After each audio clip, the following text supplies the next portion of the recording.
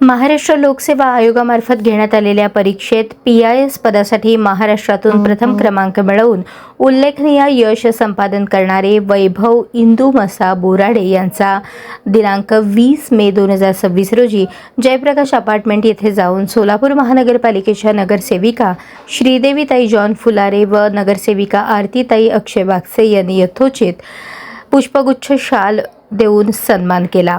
आपल्या परिश्रम, जिद्द आणि सातत्यपूर्ण अभ्यासाच्या जोरावर वैभव बोराडे यांनी मिळवलेले यश हे सोलापूरसह संपूर्ण महाराष्ट्रासाठी अभिमानास्पद असल्याची भावना व्यक्त केली। वैभव बोराडे यांचे अभिनंदन करून पुढील वाटचालीस शुभेच्छा दिल्या। ते म्हणाले की ग्रामीण भागातील युवकांनी जिद्द, मेहनत आणि आत्मविश्वासाच्या बळावर मोठे यश संपादन करता येते हे वैभव बोराडे यांनी सिद्ध करून दाखवले आहे।